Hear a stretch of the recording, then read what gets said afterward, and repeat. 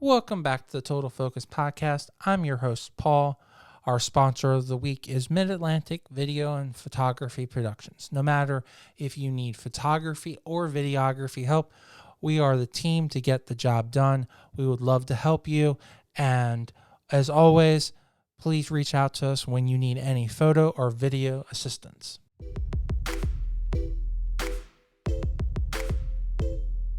Our special guest this week is Allison Farris. She is a former 2018 Miss DC America, and she is a wonderful pianist and also is working in the programming and technology field with so many skills and an incredible person to just learn about and be inspired by. So if you love to learn more about pianist and going through adversity, this is an episode that I hope will motivate you and allow you to be positive and go out there and find the next instrument that will motivate you to be successful in your life.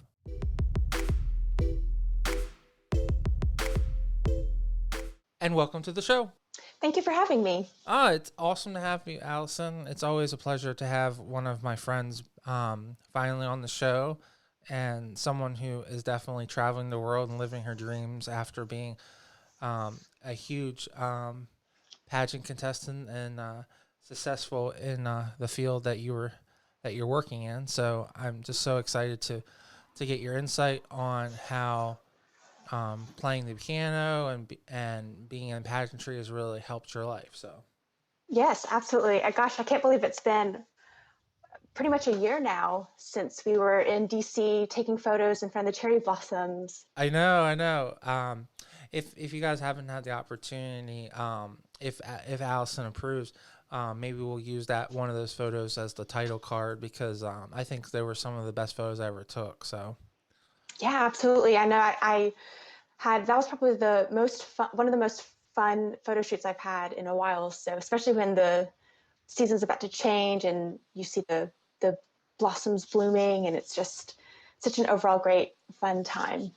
well, yeah, it's nice to have this kind of demographical area to live in where you get almost all four seasons, and we just happened to get the perfect spot where we could be alone and there wasn't any around. We could get some great photos. So I Yeah, appreciate, absolutely. yeah, and I appreciate you giving your time. I know that, in all sincerity, you're very shy when it comes to doing photos. So I appreciate you going outside your comfort box and doing that with us. So Yes, absolutely. And thanks for putting up with me. I know it's probably, no, I'm not the easiest model to deal with, but no, I definitely had a great time, and you're you definitely helped make me feel relaxed good. and have a great time. So Allison, you're not a model. You're I would say you're a friend. So um so let's start at the beginning and how you really started.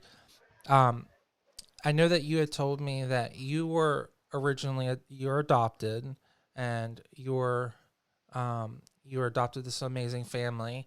So what's that experience like, starting as adopted child, and then did they introduce you to sports or playing the piano or playing a musical instrument, or is that something that you gravitated to? yeah, so I kind of claim I was adopted into the pageant world, but I actually wasn't adopted as a young child. Oh, I I'm actually so grew up in sorry. Alabama. Yeah, no, that's okay. I talk about like having a pageant family, and definitely didn't grow up competing in pageants. So I ended up gravitating toward music very early as a child. And actually, music is really what led me to discover the world of pageants in the Miss America program. Okay, so were you not doing music early in your life then? Were you I not? was, yeah. So I was in fourth grade when I started to take piano lessons, and then I ended up starting to compete in piano competitions on the weekends. And so music quickly became one of my very first passions in life. It was something that allowed me to really express myself. I was extremely shy growing up, and it was a way for me to really let loose and just be expressive through music. So I ended up going on to college and originally majored in music. And it wasn't until I discovered music software then I decided to shift my focus from a music degree to a technology degree. And after kind of missing out on the opportunity to be on stage performing again was when I learned about the scholarship opportunities, the service opportunities, and the performance opportunities of the Miss America organization. Well, going back to a young age, um, was that a avenue for you to really bridge out and be more confident using that piano as like that buffer between the kids and the adults? Absolutely. I think one of the things that I quickly realized is how universal music is. So I grew up in a multicultural family. My mother is Taiwanese and is a non-native English speaker. So I grew up with a family that lived with both a Taiwanese culture and an American culture kind of meshed into one. And so whenever I would chat to my grandmother in Taiwan, um, she had limited English speaking skills, and I didn't have any Mandarin speaking skills at the time. And so, one of the things that I would do is be able to perform piano for her. And so she would listen to me play, and that was a way to kind of connect with my grandparents. And so that was something that I really valued in music, and something that I think continues to be a common theme and a common value for me in my career, and just adopting a very global, universal value to diversity, and making sure that that's something that I always keep a part of me moving forward. Is playing the piano a family tradition, or is that something that mom or dad encouraged you to do? Because usually piano is not the first thing that a child automatically gravitates to. Yeah, actually, it's funny you say that. My first instrument was actually the violin. And so I think I did come from a family that valued music. So my grandmother played the piano, and my great aunt also played the piano. And so that kind of prompted my parents to enroll me and my two older sisters in some kind of music course, whether that be really a music course of our choosing. And so my sister decided to play the piano, and then my second sister and I, so I have two older sisters, my second oldest sister and I started out playing the violin. And it ultimately kind of gravitated. So I played the violin for about 2 years, and my oldest sister, who was taking piano lessons, started to compete in piano competitions. And so one day she came home with a trophy. And it's so funny to think back and to see that this was kind of the driver for me to switch from violin to piano. But I took one look at that trophy and I was like, oh my goodness, I want to be able to win a trophy. And so I then Sometimes asked my the parents. sometimes the littlest things of the Yeah, world just motivate you so much, you know? I know. So funny. You have like this third grader who knows really, who's just scratched the surface of learning all these different kinds of instruments and, the world of music, who loved listening to Britney Spears and the Backstreet Boys, sees one trophy and then wants to switch from violin to piano. So I ended up asking my parents if I could then take from the same teacher that my oldest sister, Caroline, was taking from, and I loved it ever since. So I was hooked. And that was 9, 10. Yes, yeah, probably closer to 10. And do you feel that the piano is from that point on, is that the avenue for you to relieve all your stress? To Is that something like going to the gym, and is it a depressor to let emotion out or to express how you're feeling, or is it on another level? No, absolutely. I think you're spot on. It was a way for me to relieve a lot of stress. I do suffer from anxiety and stress, and that was a way for me, I think, early on to recognize not only that I was stressed and had a bit of anxiety when it came to deadlines in school and balancing everything. Ironically, that was very much my outlet when it came to, managing societal pressures or, not having friends in school and bullying. So it did very much play a role in helping me balance a lot of my emotions and really express myself. Um, are are you saying that you were bullied heavily in high school or middle school? I don't think if you were to compare me to someone who really I was very fortunate in that I had very little like physical and emotional bullying. I think one of Okay. the um, things that I experienced was um, just unconscious bias. So I was, being half Taiwanese, growing up in a very small town in Alabama. You didn't really have a lot of representation and people that you really could relate to, and so I experienced a lot of biases, whether they were conscious or unconscious or not, towards me and towards my family. I was someone who didn't really, I didn't dress the same as everyone. I didn't have the same type of etiquette. I didn't know things, or I didn't pick up on things that were the quote norm. And so that was something that I definitely did struggle with. And so I wouldn't, I think bullying is probably in an extreme way Official would yeah. would But like would would a easier way to say is, did you always feel like a fish out of water? Would that be where you always felt like you were going against the stream? Everyone was going in the opposite direction. You felt like, Yeah, yeah, no, absolutely. Definitely very much out of place. And that was something I think that I really wanted to carry with me when I was competing for the title of Miss America. I wanted to make sure that I was able to represent my culture and others who might feel they also don't have a place because of their backgrounds and interests. and when you're playing the piano, you felt you were fitting in. Then that you were more just a normal um, American. Then at that point, is that what that I meant? Uh-huh. I think it was less me fitting in, but more me not worrying or having to have this pressure to have to fit in. So it was a way for me to not have a care in the world and just to be plugged into how I wanted to express and perform on stage.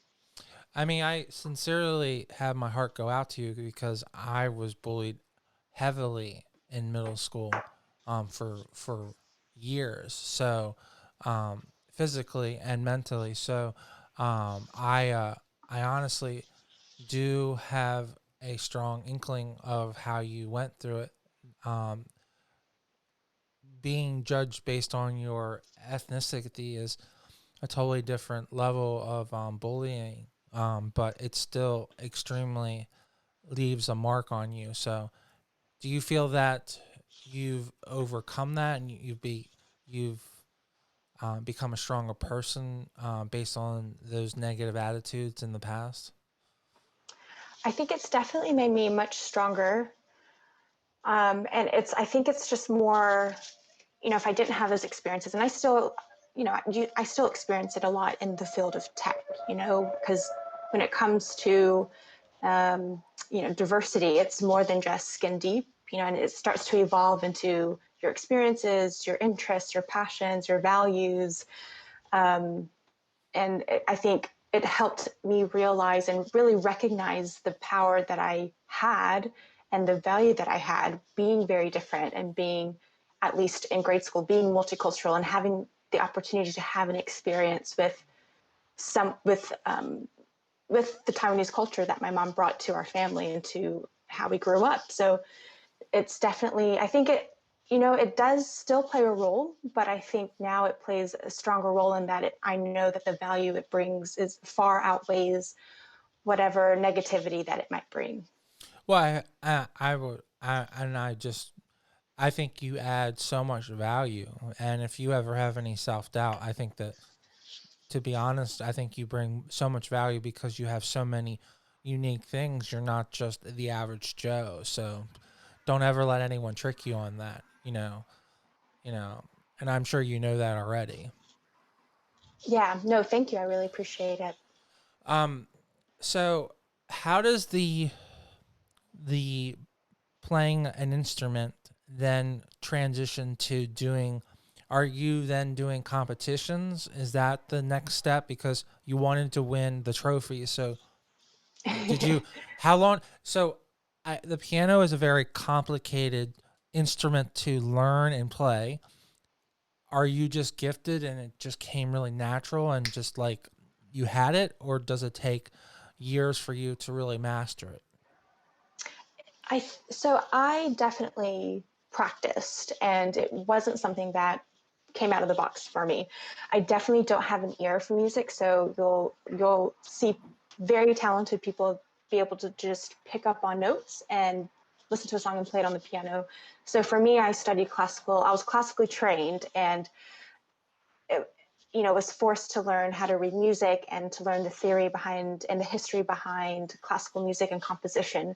So that was something that I had to constantly stay on top of and hone in on my skills and continue to practice and really just learn how the art of expression and the art of performance really played into those competitions that I participated in. So um, Do you lose those? Is it like is it more like a bicycle where you just need to, you have to play, you have to ride for a little bit and it all comes back, or do you honestly lose things if you don't continue to play?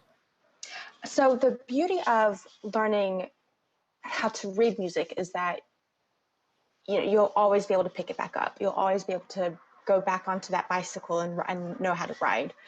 Um, I think for me, I find myself more being able to pick it back up where I left off, but it definitely does take practice and consistency to get back to where I used to be when I was competing. Well, that even shows how even more talented you are, that you can um, go long periods and still able to perform. Um, there's a difference between doing a competition performing, but just being able to perform and play, and have someone play a really nice piano piece just shows how talented you are. So clearly, that's a demonstration of your personal talent and how mentally strong you are when it comes to that. Because would you agree that the reading of the actual the notes is like reading another language, is like learning a totally language? Oh, absolutely. Yeah. It's like to the next, it's exactly like learning another language. It's muscle memory, right? It's a mind body. It encompasses every kind of skill that you have to have when you speak a language than to read music. Yeah, it's a great analogy. So if you have, well, yeah, you're gonna have an amazing family. So, do you are you going to encourage them to pursue some type of instrument to grow their mental mind in their younger age, or are you going to be less, let them find their way? I So I'm not going to force, but I will definitely encourage. Since it's such a big part of my life, I do think that you learn so many other functional skills that you can apply to really anything and other learning Mm-hmm. opportunities that are really instilled at a young age. So um, for me, I think I'm very much the type of person that if you force me to do something, that's the second I don't want to do it. So I definitely will be immersing them with music all around them, and hopefully they'll want to at least pick up one instrument and learn it. But we'll Yeah, see. of I don't course. know. Maybe So, one will be blessed with singing because that is something I do not have a good voice. So that is something I'm hoping will well, skip generations. And is that do you have any past experience in the family line? Do we have any singers in the family? Oh, absolutely. Yes, my sister, Okay. Gracie, is extremely talented. And then my grandmother tells me that my dad has a great voice, but he will never sing for us. So that's just hearsay. But Okay. apparently growing up, my dad had a wonderful voice and would sing in in church choir. So Okay. um, Well, they say talent skips a generation, so maybe your kids will probably be singers then. I'm banking on that. That would be wonderful. Right. Um. So, do you think it was 2 years until you did your first competition? Maybe a year When I started to play the piano, for a competition, because yeah. Um, so I think my first year of taking lessons, it was the end of my first year that I enrolled in my very first. It was more of a recital style competition. So what you would do is you would go in to a room with just you and the judges, and they would critique you. You'd have to play a certain repertoire of music. So, like, since I was classically trained, I would have to play like based off the time period. So, like a romantic genre or a Baroque style piece from a particular composer. something And so, like Bach, or is that the yeah, yeah? Okay. yeah. So Bach or Schubert or Schumann, any kind of composer that kind of fell into those categories. And so you would go into a room and just perform, just you and the judges. And so they would give you a score, and so that would then kind of translate into winning an award. So if you go 3 years in a row consecutively and you score the superior level, then you get a trophy. Oh, So that was my first kind of, I think that was at the end of my very first year taking piano lessons. I enrolled in that recital style competition, because it wasn't like a competition where only one person wins. It was more just you get critiqued and then you get a superior or a certain kind of ranking, mm-hmm. or not really ranking, but a score, and or critique. That's probably the best way to describe it. And then that kind of level set you on how to improve moving forward. So Well, that's a cool way of like really knowing yeah. what level you are. I mean, I don't know of like another sport that kind of like ranks you based on your skill level that you perform at, that you actually test at. So that's kind of a cool way of doing it. Yeah, it was really great. It was like a great intro, because I mean, by that point I was 10, 11 years old. And so I think that kind of reassured me that I did want to continue to actually compete. And so that then led to me signing up for other competitions. Now, is that your whole life? Is music at this point your entire life? Are you only playing piano? Are you not doing anything else? Um, so so piano was a big part, but then I was an avid swimmer growing up. So before I hit high school and middle school, I competed in swim team, competed, and actually loved it. I loved swimming. I loved water sports. It was one of my favorite things to do, and that was like my favorite summer activity.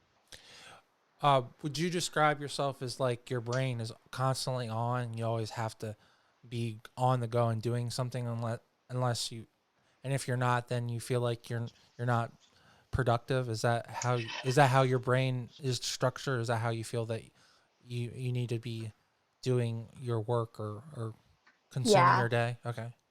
I think it ebbs and flows. So my parents definitely had this approach of keep our kids busy and kind of train them to have this constantly, having a deadline, to kind of train us growing up. So I think that was extremely tactical from my parents, because we'd always have summer jobs, or we would be involved in sports or after school activities. And so that was something that I think growing up, and still even when I balanced my time working full time and competing in the Miss America program, those were skills that I very much took with me. And so it was very much a blessing in disguise. Well, hey, time management is something that's really important. Is that it? Would you recommend that as something to work on before you do pageantry, to build that, maybe do a sport and maybe play an instrument, especially if you're going to pursue Miss America, where you have to have a talent and a talent play such a major role? Absolutely. I think it's extremely critical, especially, not only just when you're competing, but when you are a title holder. And that's something that people don't often see. And that's definitely not something they show on television. Well, yeah, I think that a lot of people think that sometimes people have negative attitudes towards the pageant industry, but most successful pageant contestants are preparing just like a professional athlete's years in advance. Like you're practicing piano and becoming a master at 10, 11, 12, and you don't win your title until you're 20, 21, right? Because when did you what year did you win Miss DC? So I was 24, You're 24. and So that yes. that's 14 years of practicing to get to the level. Yes, yeah. I mean, Yeah, that's how I look at it. Do you look at it the same way? no, yeah, I think it definitely takes time that you invest into really honing in on whatever skill that you're trying to develop. Absolutely. And how did you gravitate from that sports life where you're saying you loving swimming to doing on stage? Is there something that you felt that you needed to work on? Was it public speaking or getting in front of a large crowd that you wanted to do a pageant to work on, or did you solely do it for other reasons like getting money for college and doing that and doing those fashions? So I think it definitely evolved for me. So I didn't compete in Miss America or really any pageants prior to Miss America until I was a sophomore in college. And so a couple of things happened. So when I was a senior in high school, I applied for an audition for my dream school in Manhattan. So I wanted to go to Manhattan School of Music. And actually, I I ended up applying to a couple and New England Conservatory in Boston. And so I got rejected from both. Oh no. And I know it was just like, imagine just like setting a goal. Yeah, it was a big turning point in that I had experienced early. And so I ended up attending the University of Alabama and started out as a music major. And so I think, I still think back to that time where I was just graduating high school, just starting college, and you're on your own for the first time. You don't know what you want to do with your life.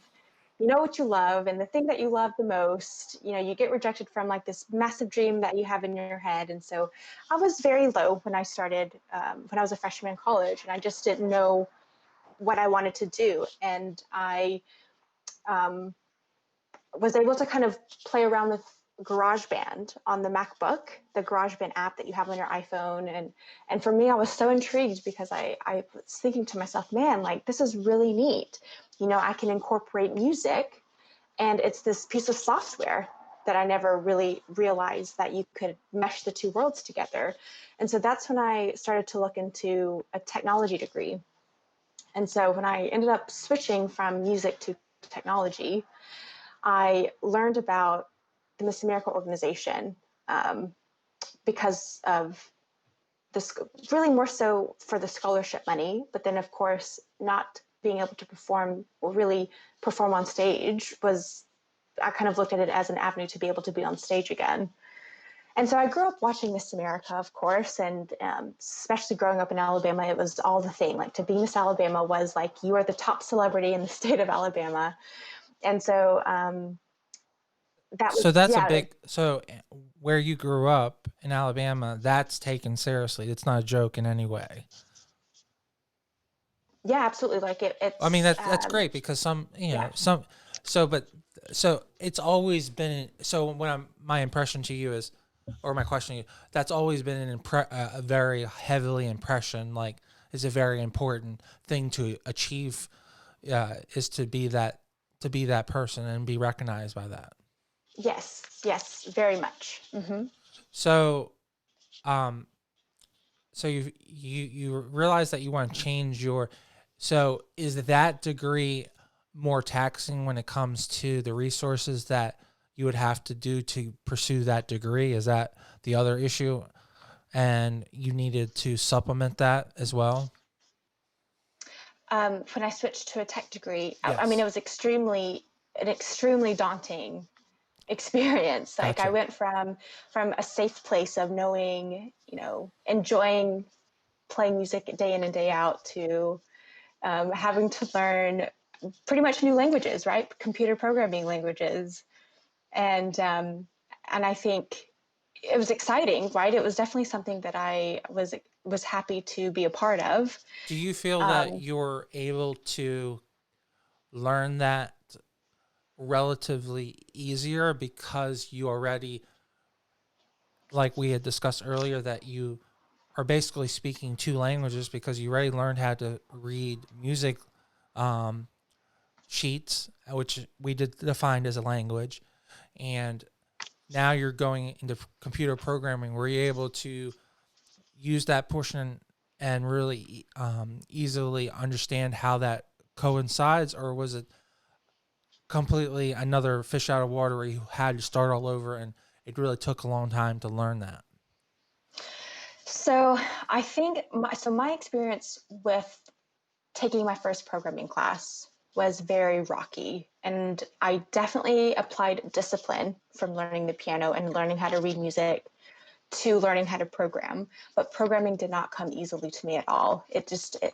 People say, oh, it'll click. It just clicks one day, but it never clicked for me in college. But I kept persevering, mainly because I loved the classes focused on applied technology. So the creativity behind, technology, the innovation, the collaboration and the global perspective of tech and the impact that it makes is something that really kept me in that degree and in that field, regardless of my experiences in programming classes that I had to take. And that's actually when I started to realize and recognize the lack of diversity, just the lack of females in general that I had in my classes. So it definitely played a big role in how I was able to feel like I belonged in that field.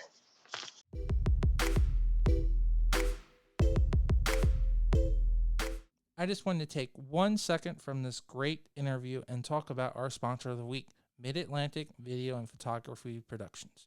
No matter if you're planning a wedding, a special event, or you just need an amazing headshot, they are the team to get the job done. You can reach out to them at 443-422-3830. Again, that's 443-422-3830. Or you can go right to their website at mavpp.com. Now let's get right back to the show and listen to this great interview.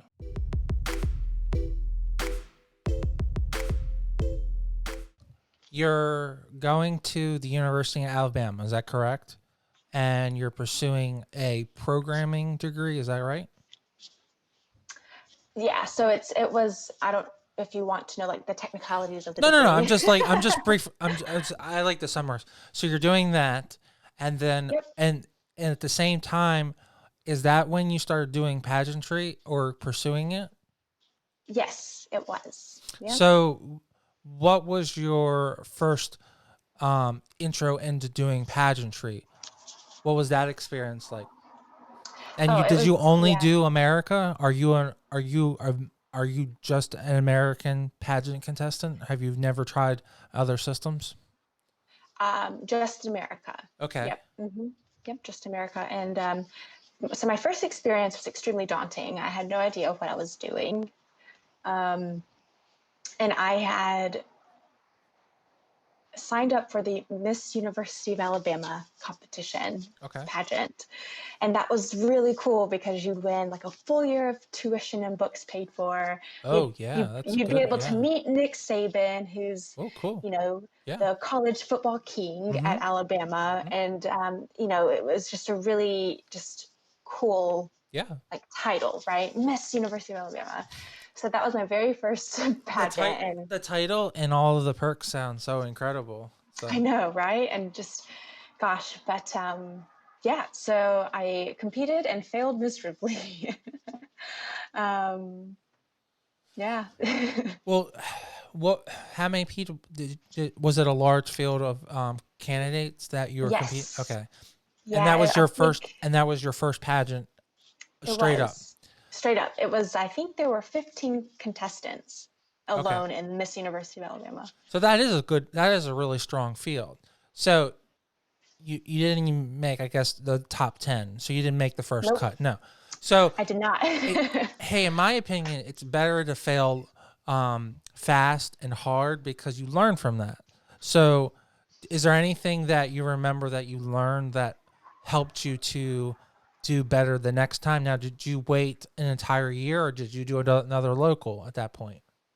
I did another local about 2 weeks later, and I did learn a lot of like onstage presence skills that the only category of competition that I knew I could actually perform well in was the talent portion of the competition, right? Like I grew up, I knew from a piano perspective, like, how to bow, how to walk on stage and sit gracefully on the piano bench and then phrase and then start my piano piece. Well, But everything else was just well, awful. I I told you it was the first time I met you that I thought you crushed it. So we know from a piano portion you absolutely crush it every time. So that's not even a question. So Oh, thank you. Gosh, too kind, too kind. But like, oh, don't even don't even ask me about the swimsuit competition and how to stand. And it was. Oh, and then the interview portion. Gosh, it was definitely something that I think I think every single time I step out on a stage, I learn something new, and every time I step out from an interview, I learn something new, and so that's something that I truly appreciated about competing in Miss America. so the first year that you um, put a full effort into competing in locals, did you place and did you go to Miss Alabama, or did you not win a local your first year?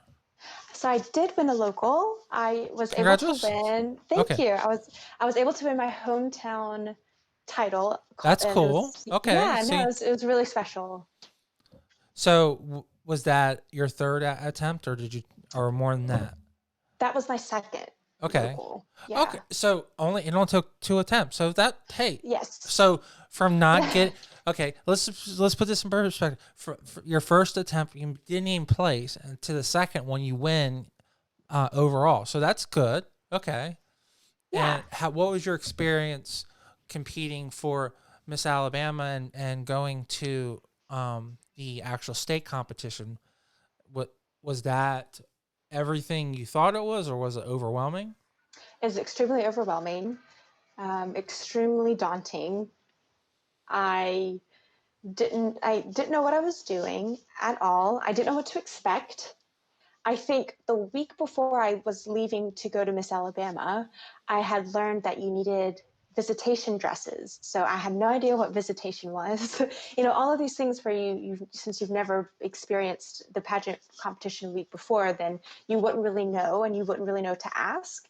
And so I went in not knowing, I knew very little. And so, um, it ended up being, I think my interview was horrible at Miss Alabama, but I think the connections that I made and the people that I met that also attended the University of Alabama was something that I really loved about the week. And I think that's really what prompted me to continue, because not only was I able to earn a lot of scholarship just competing in Miss Alabama, but I was able to make friendships, and one actually turned into Miss District of Columbia 2017, Brianna, who ended up crowning me and actually ironically told me about the Miss DC pageant whenever I moved up to DC for work. So it all actually kind of became a small world in the end. But no, it was it was a very scary experience, but it was a very rewarding experience at the same time, regardless of even like cracking the top 10. So it's basically in that first year, are you basically mindset that you're going to compete until you age out? Like, are you like, and clearly you're building friends the first year that are now long-term, um, friendships that you're going to have your entire life. Is this now part of your life ongoing then? Are you competing every year? So a couple things happened when I competed at Miss Alabama. I mentioned that it was a very challenging experience, and Mm-hmm. and anyone that you speak to that goes to a state pageant, and even just any local pageant in general, it's extremely daunting and very scary and very Mm-hmm. exhausting. And so after I was for me, I was extremely successful at Miss Alabama because I was the overall talent winner of the week, and so that was Well, something that, that's pretty awesome. Don't yeah, don't no, hide it the was, don't hide the lead. And see, I gave yeah, you a no, compliment saying absolutely. that I was so amazed by it, and you're like, like that's see, you're so humble, but like you are so an incredible. I have to tell you guys, please watch her performances because she's such an incredible pianist. She Oh is. gosh, I'm so squeamish about my Miss America performance because Well, that's I their I like, fault. That was their fault. but no, it makes a good laugh out of it though. Like I I know. made a connection with Jesse James Decker, I think is her last name, the one that just got married. Anyways, the singer, Hmm. and we like looked at each other and smiled, and it was like a very beautiful moment, the split second that it happened. So, um, but no, thank you. And I think I guess back Well, to the well, yeah. do you feel that is like that's a personal thing that you can hold like because you mentioned that being Miss Alabama was such high regard. So do you hold that in high regard that you might have not won that title, but overall, you know that you were the best in your performance, and that's what you've been training your entire life. So to me, that's one of the highest awards you could get in your state that you grew up in. So that's kind of be rewarding to be known in such a community that everyone's competing and they're saying that you're the best. So Yeah, no, it was extremely special, and I think that's when I started to really kind of make a name for myself in the pageant world. So after that, my experience at Miss Alabama, directors would come up to me and say, "Oh, we want you to compete in our local. We think you have great potential. Like we can see you going to Miss America. Like keep going, keep getting better." And so I think after you come back from a week, you experience a lot of emotions, and so you absolutely do feel down and always kind of ask yourself, what could I have done better, or was it me, and all of these like negative thoughts that just naturally happen. Like I think it's human nature when you have to really be vulnerable and put yourself out there, and that so that natural pageant high that you when you come off, absolutely, yeah. yeah, If there was a yes, pill, yeah, I have so many friends that like yourself, and I always feel bad for you guys because you guys do put a lot of pressure on yourself, like a professional athlete would do, and then when it's all over, then it's like you're losing all of that, so there's an emotional loss there. So you kind of hmm have to grieve unless you won the title, and then there's only there's only one person who wins the title. So exactly, and it's all subjective, and so I think, I would hear such great comments from people, great feedback really from people. And then I would hear oh, you know, Alabama will not crown diversity, or, you don't have the look, or you're not the right type for Miss Alabama. So I would hear some of that negativity as well. And so that actually was, it took me a while to go back to your question of, was I hooked right away? I mean, it did take me some reflection now, to consider. was that directly stated to you? Did someone actually say that, like specifically? So they would say it more like as hearsay of a general comment, and that's just kind of the reality of like I the know, perception of pageantry, and it but was that also never goes, something. And back to what you've been going through your entire life, like just being in a school system where you don't have anybody else of your culture or ethnicity to be friends with, and you're struggling with that. So that, to me, that Yeah. just sounds very bullyingness, that like that you need to go to another state to win. So Well, uh, and I think it was very hard news and a harsh, and the worst thing about it is that, who knows if anyone were to ever say that you have to be a certain type to win. It's always up to the discretion of a panel of judges that of course. you've met for the first time. So for me, I think I found that as very discouraging. But Hmm.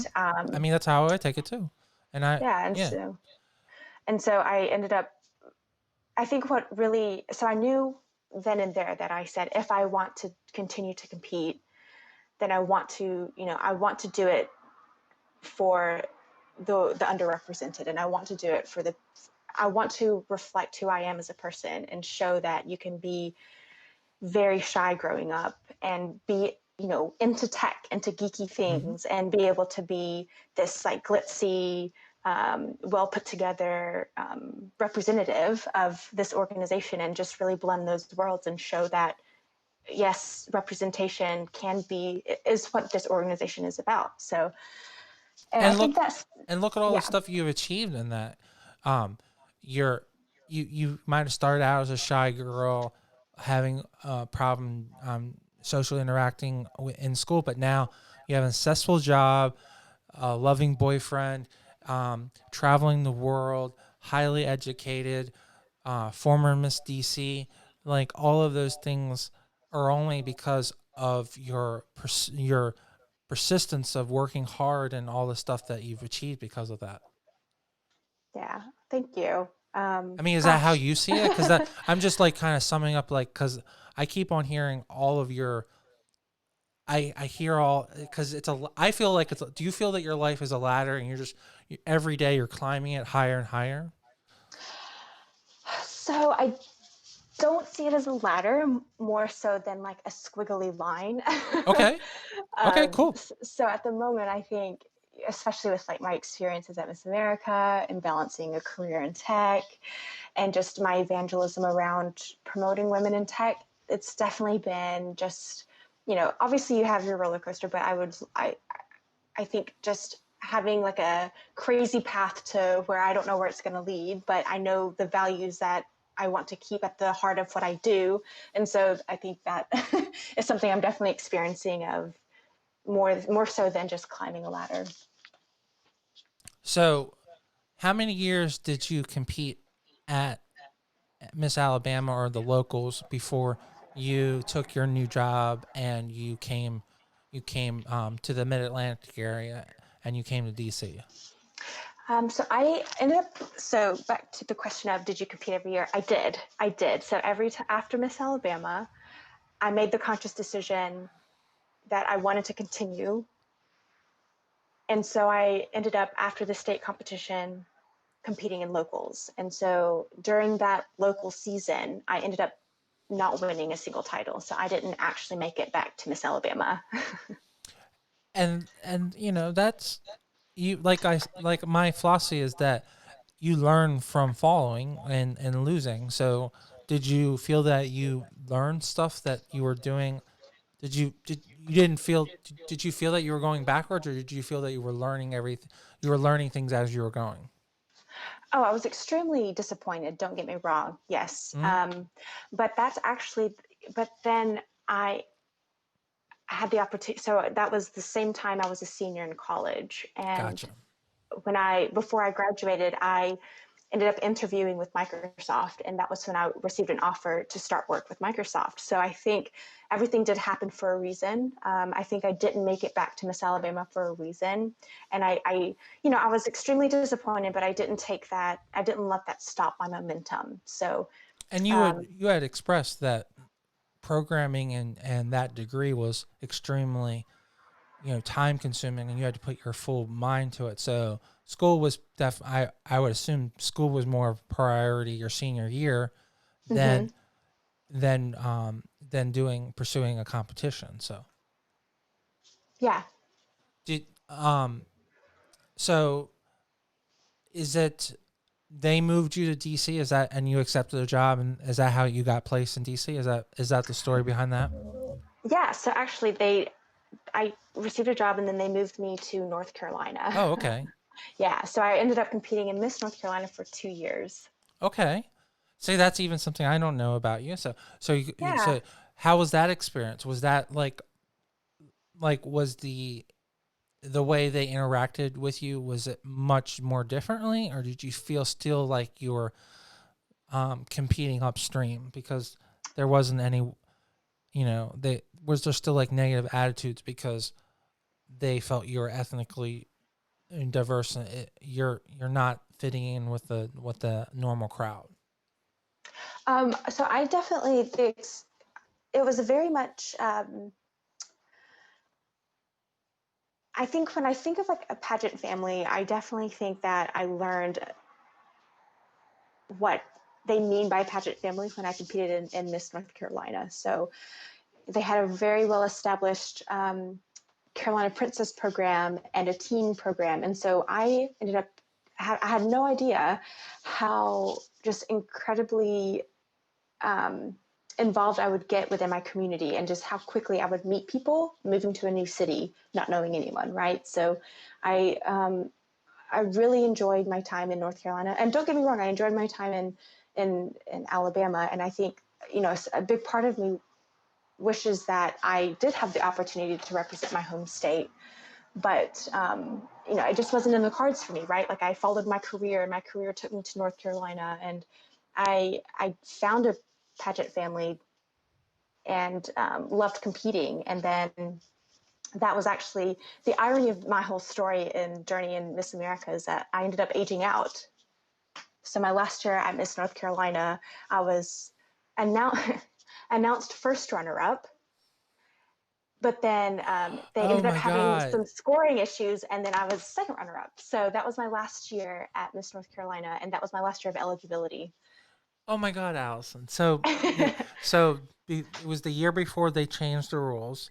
So you It thought was, yeah. you go in thinking that this is your last competition, and they had some weird buffoonery or messing with the numbers, and they just mess with you again. Okay. So you go from being second, first runner up to the second runner up. Oh my god, I'm so Yeah, sorry, Allison. oh, that's It's okay. a, I It's so know, funny but because like I that's think so. when It's so. you it's just great. Like when you think back to all these events or all the things that you think are just big roadblocks in your progression to meet your goals or just any kind of life event, then, um, because I think that was in June. So it was funny. So I was a government contractor. So at work at Microsoft, I was a developer consultant. So basically, I would be contracting out work to the US government. And so they would fly me up to DC every week um, when I lived in Charlotte. And so for the duration of my career and my time as a consultant, I was doing programming work for the US government.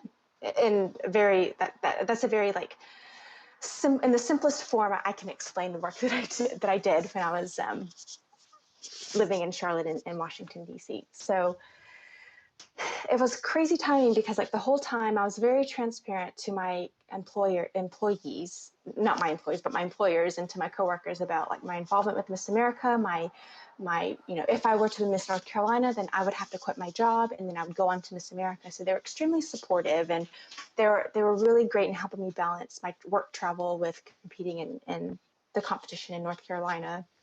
So, the whole time that I was working for the U.S. government for on some projects, they kept asking me, "Oh, can you just stay in DC? Like we'd love to just have you here permanently." And I just said the timing's awful, right? Because they knew about my goals and I just wanted to stay. So So you once really felt, so at that point in your life, you really felt that you fell in love with the community of North Carolina, of the state of North Carolina, and you wanted to stay there. Were you living in Charlotte then? I was, yes, So yeah, you I was, just fell you yeah, fell in love with Charlotte then. I did. I fell in love with Charlotte, with with the Miss North Carolina organization. Like it was just a, So lucky. that was home. Yeah, absolutely. And Yeah, and they're begging you to come to DC. So I guess they won out because you eventually did come to DC. yeah. So a couple of things. What people may not know. So I have a sister in that lives in Washington D.C. Okay, so your sister moves to DC. Okay, So my sister has lived there for like 6 years already. So she was gotcha. already in DC when I was living in North Carolina, and so um, I think when I experienced the whole last chance and then getting first runner up, but then really getting second runner up, that's a very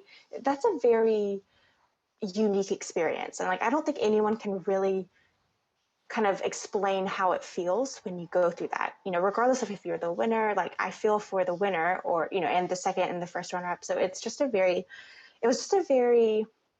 challenging way to end and gain closure from the Miss America organization. Right. So that was something that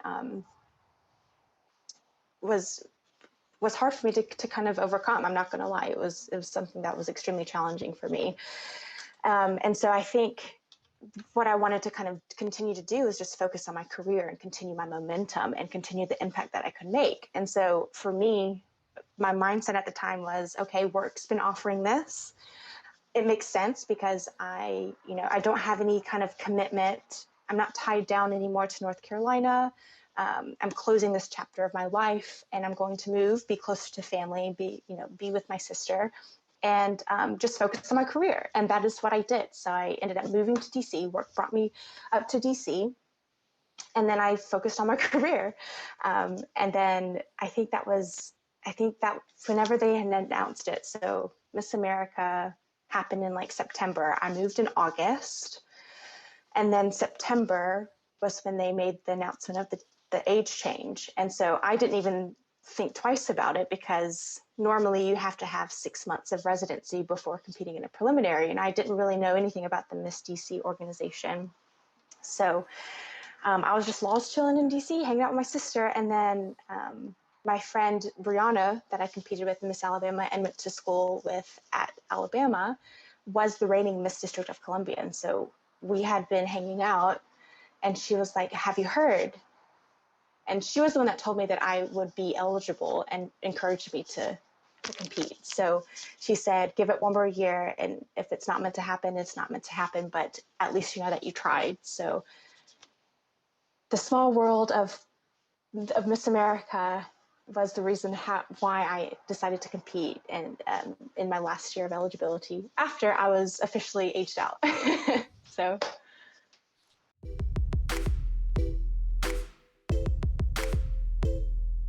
I just wanted to take one extra second and talk about our sponsor of the week, Mid-Atlantic Video and Photography Production. No matter if you're planning a wedding and you need a wedding videographer, you're doing a music video, or you're doing a commercial, they are the team to get the job done. You can reach out to them at 443-422-3830. Again, that's 443-422-3830. Or you can go right to their website at mavpp.com.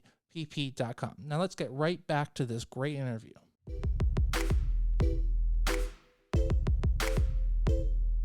I mean, Allison, that is just absolutely flabbergasting that one, yeah. you go through, I would say personally, yes, I'm not the person that, but I would be so personally upset and devastated that something like that happened and you had to physically live through it. So I assume that you felt like so shocked, and then knowing that going into it, that was your last. So I'm sure that you prepared it like emotionally, like if I don't win, I'm okay. My life will live on, that I don't have a title. And then are you someone that when it's done, can you like close up your life and like, can you move on to things for very quickly, or does that take a transition point where you're moving to DC and like closing, or you, or do you have to departmentize things, or is it very easy for you to move on? I don't think it's necessarily easy for me to move on, but it's not something that I can't do, right? Right. I understand.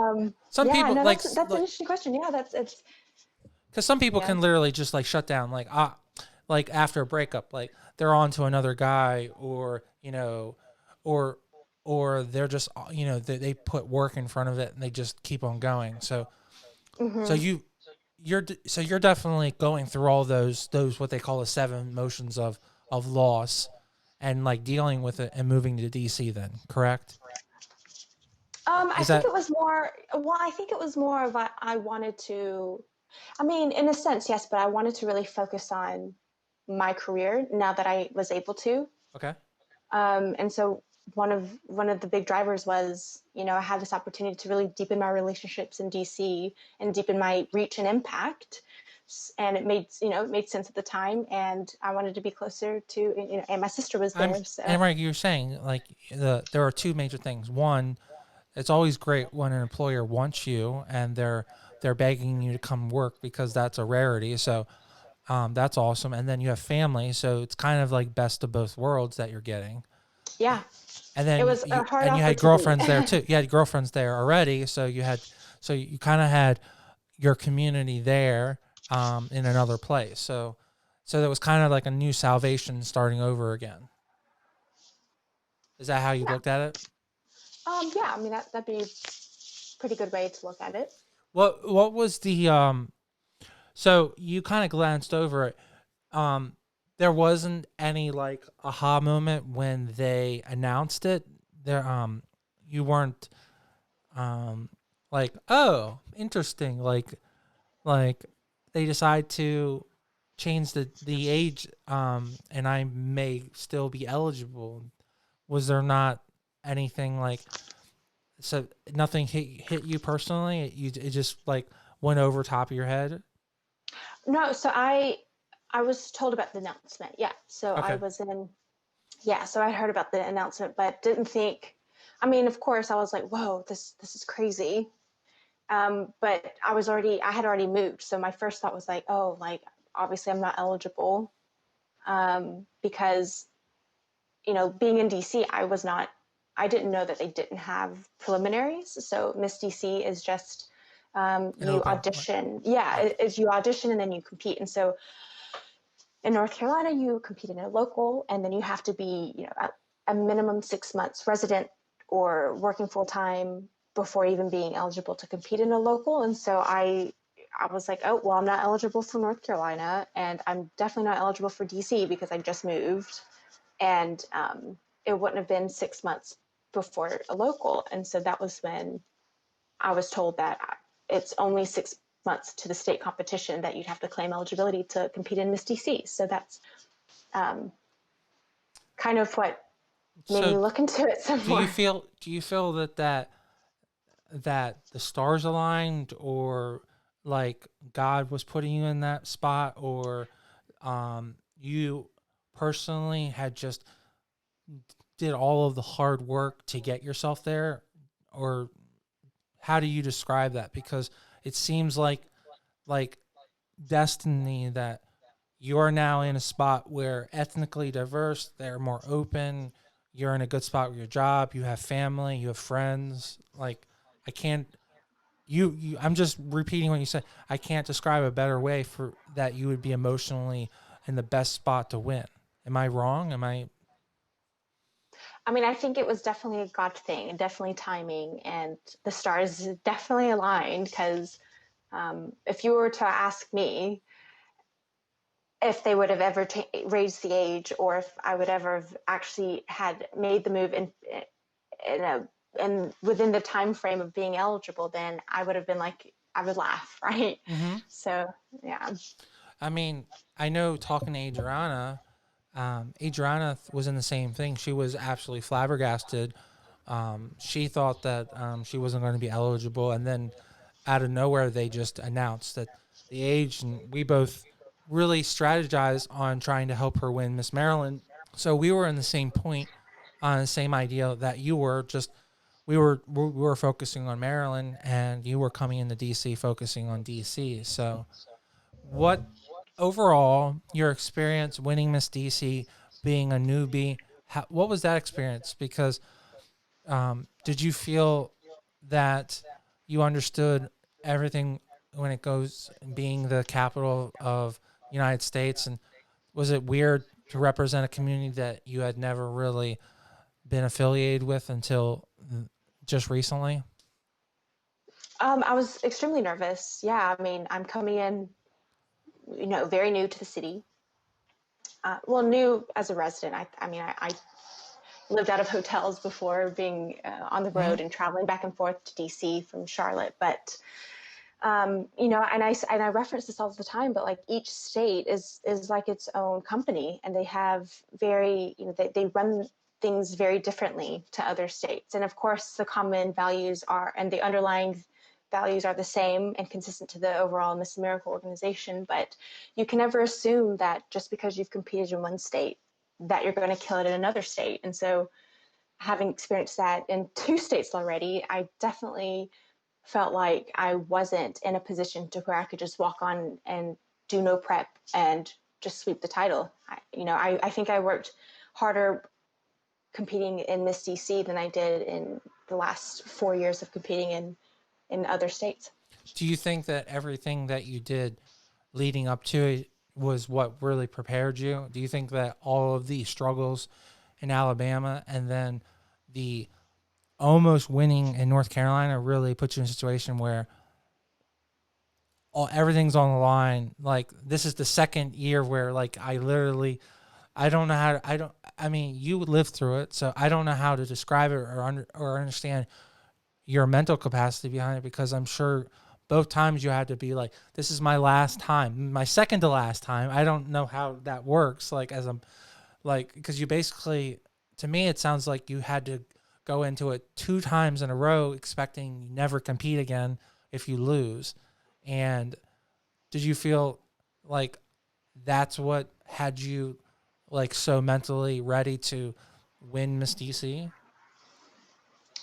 Um, yeah, like I think so. A couple of things that went through my mind after my last year at Miss North Carolina was trying not to dwell on it, so leaving it in the past, but then knowing the experiences and being able to handle the mental kind of mindset, right? Like having a mindset of, I know I've moved on. If I don't make it this year, if I don't win this DC, I know that I've done my best, and having that mindset going into the competition instead of having this like do or die, like it's my last year, everything dwells on this, knowing that I've already moved on from it, and that I know that I've had, an even greater success in my career, and that it's only the stepping stone to my next big career goal. And so that really helped me going into Miss DC to literally just have fun, really focus on performing the best that I could and leaving it out on the stage, regardless of the result. Well, Allison, I mean, personally, I think you've been one of the best Miss DCs, and I definitely consider you an absolute incredible friend. And I really wish you 100% the best. And um, I want to hold us to the hour that I promised you. So um, I I I just want to thank you for your time, and if there's nothing else that you want to mention, talk about, um, I just want to wish you good luck, and please stay safe. Yes, thank you so much. No, I'm so glad that you invited me onto your podcast, and I Oh look yeah, forward of course. to speaking to you soon. Well, of course, and I, I I want everyone to know that, like, I really think that Allison is someone you should definitely keep in touch with, and definitely look at her performances. And if Allison ever would do lessons in pageantry or in piano lessons, if she ever would do that, then you should definitely at least keep your eye open, because I think she'd be a great teacher, because she's so talented in both. And she's such a hard worker. So I think only the skies are the limits. Even though she says it's a squiggly road, her squiggly road is only going to go higher and higher. So Oh, thank you, Paul. I appreciate it. No. Well, thanks for coming on the show. All right. Thank you. Thank you.